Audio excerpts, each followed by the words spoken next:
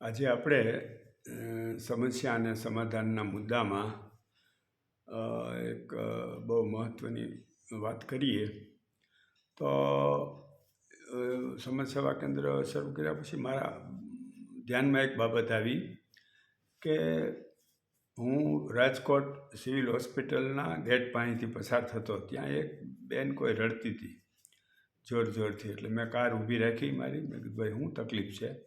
તો કે મારા પતિ ગુજરી ગયા છે. અને ક્યાંથી આવ્યા હતા? તો કે ભાઈ જુનાગઢ બાજુથી અહીંયા અકસ્માતમાં ગુજરી ગયા, અમે તો અહીંયા હટાણું કરવા આવ્યા હતા. એટલે મેં કીધું તો હવે શું કરવાનું? એ કે મારે કેવી રીતે લઈ જવા, મારી પાસે ખાલી 50 રૂપિયા જ છે, હવે વધારે કાંઈ છે નહીં, અમારે ગરીબ પરિસ્થિતિ છે. એટલે હું તરત પેલી સેકન્ડ હેન્ડ કારનું સેલિંગ કરતા હોય ને રિંગ રોડ ઉપર, ત્યાં ગયો અને એક મારુતિ વાનની ખરીદી કરી અને પાછળની સીટો કાઢી નાખી. અને મારે ત્યાં જે કામ કરે છે, 20 વર્ષથી સર્વિસ કરે છે, રાજન ચાવડા, એને મેં કીધું ભાઈ આમનું ડેડ બોડી એના વતન સુધી મૂકી આવો, અને આ ગાડી આપણે પછી કાયમ માટે આવા કોઈ કાર્ય માટે ઉપયોગ કરીશું. હવે એ દરમિયાનમાં મારા ધ્યાનમાં આવ્યું કે સિવિલ હોસ્પિટલમાં રમણીકભાઈ પરમાર એ સેવાનું કાર્ય કરે છે. બિનવારસી ડેડ બોડી હોય એનું મોટરસાઇકલની પાછળ પેલું એક રેંકડા જેવું હતું બાંધી અને ત્યાં સ્મશાને લઈ જાય અને અંતિમ ક્રિયા કરી દે. પણ એ તો થોડું અઘરું કામ, મોટરસાઇકલની પાછળ હૂકની પાછળ બાંધીને ક્યારેક પડી જવાય. એટલે પછી મેં કીધું ભાઈ આ હું કાર તમને આપું અને તમે એનો ડેડ બોડી વાનમાં ઉપયોગ કરો. એટલે પછી ત્યાં શરૂઆત કરી અને દિવસ દરમિયાનમાં કોઈ આવે તો એના વતન સુધી ડેડ બોડી મૂકી આવી દેવું ફ્રીમાં.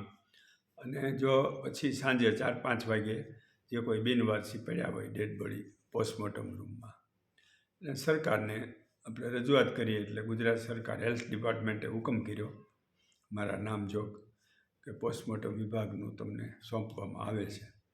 એટલે એ PM જે તે સમયે કોઈ પણ અકસ્માતમાં આવ્યા હોય કે નેચરલ ડેથમાં આવ્યા હોય તો એ ડેડ બોડી અમે લઈ, અત્યારે તો 2 વાહન છે, એટલે એક ડેડ બોડી બહારગામ પહોંચાડવા માટે વિનામૂલ્યે, બાકી તો બધા રાજકોટમાં જેટલા ટ્રસ્ટ છે એ બધા ચાર્જ લઈને કિલોમીટર ઉપર ડેડ બોડી મૂકવા જાય. ફ્રીમાં માત્ર અમારું એક જ વાહન છે.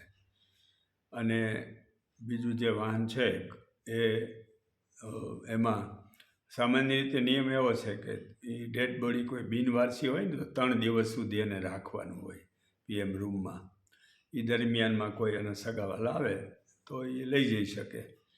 3જા દિવસે પોલીસનો રિપોર્ટ લઈ અને સ્મશાને ત્યાં આપણા વાહનમાં લઈ અને એનું અંતિમ ક્રિયા ત્યાં કરી નાખવાની. અત્યાર સુધીમાં 6000 જેટલાથી વધારે પણ ડેડ બોડીનો, આ 6000નો આંકડો એટલે હું 1/1/23 સુધીની વાત કરું છું. આ 24માં તો આખા વર્ષમાં તો બીજા વધ્યા, પણ 6000 કરતાં વધારે ડેડ બોડીની અંતિમ ક્રિયાને નિકાલ કરવાનું કામ અમે કર્યું છે. અને એના માટે અમે ભગવાનને થેન્ક્સ કહીએ કે ભાઈ અમને તમે એક આ ચાન્સ આપ્યો છે સેવા કરવાનો. ઘણાયને આવું કરવું હોય પણ ન કરી શકે. ઘણા પાસે પૈસા હોય, સંપત્તિ હોય, ઈચ્છાશક્તિ ન હોય અથવા સમય ન હોય. હું તો નવરો માણસ છું એટલે આ બધું કર્યા કરું છું જેટલું થઈ શકે એટલું, કારણ કે આ એક મોટી સમસ્યા હતી. અને બહુ વર્ષોથી બચપણથી મારા મગજમાં એક જ વાત હતી કે કોઈ પણ સમસ્યા ઉદ્ભવે ને તો એનું સમાધાન કેવી રીતે થઈ શકે. તો એ લાઈન ઉપર ખૂબ મગજ ચલાવ્યું. એના કારણે અને જે વિશ્વ એક કુટુંબ છે એવી ભાવનાની વાત બ્રહ્માકુમારી ઈશ્વર વિશ્વવિદ્યાલયમાંથી સાંભળ્યા પછી પણ આ એક ખાસ ઈચ્છાશક્તિ મારી આમ એકદમ ઉન્નત થઈ અને કામ કરવા લાગી કે ભાઈ આપણે આ કામ કરવું જોઈએ. અને ભગવાને આપણને ચાન્સ આપ્યો છે, આપણી પાસે જમીન જાગીર મિલકત જે હોય એ વેચતા જઈએ જરૂર પડે ત્યાં, અને આ કામ કરતા જઈએ. પંજાબમાં એક ભાઈ કોઈ સરદારજીએ 4,000 ડેડ બોડીનું કામ કર્યું છે એને રાષ્ટ્રપતિ એવોર્ડ પણ આપવામાં આવ્યો. અમારે કોઈ એવોર્ડની જરૂર નથી, કારણ કે અમને ભગવાને મોટો એવોર્ડ આપી દીધો છે હંમેશ માટે, કે સતત આ 74 વર્ષે પણ અમે દોડીએ છીએ, કામ કરીએ છીએ, કોઈ જાતનો થાક લાગતો નથી. થાક તો ક્યારે લાગે, તમે કોકના માટે કામ કરો છો એવી વાત આવે ને તો થાક લાગે. પણ આપણું જે કુટુંબ છે, રાષ્ટ્ર આપણું છે, અને એમાં કોઈ પણ લોકો દુઃખી હોય તો એ આપણા ફેમિલી મેમ્બર દુઃખી છે એવું સમજીને કામ કરીએ ને તો કદી થાક પણ ન લાગે અને કોઈ પ્રોબ્લેમ ન થાય. એટલે રાજકોટ ખાતે સિવિલ હોસ્પિટલમાં રેગ્યુલર PM થઈ જાય અને જે તે એના સગાવાલા લેવા આવ્યા હોય તો એને તરત ડેડ બોડી સોંપી દેવામાં આવે, અને જેથી કરી અને ખોટો વિલંબ ન થાય અને સમયસર એ લોકો એની રાત પડ્યા પહેલાં અંતિમ ક્રિયા કરી શકે. એટલે રમણીકભાઈ પરમાર છે તો એને કદાચ રાષ્ટ્રપતિ એવોર્ડ આપે ને તો પણ અમે બધા રાજી થઈએ, કારણ કે કેટલા વર્ષોથી આ સેવા આપે છે. ગંધાતા ડેડ બોડી પોલીસ મૂકી ગયા હોય ત્યાં PM રૂમે, કે જે 3 દિવસથી સડતા હોય કે ડેમમાં કોઈ આપઘાત કરેલો પડ્યા હોય, તો એ બહુ અઘરું કામ છે.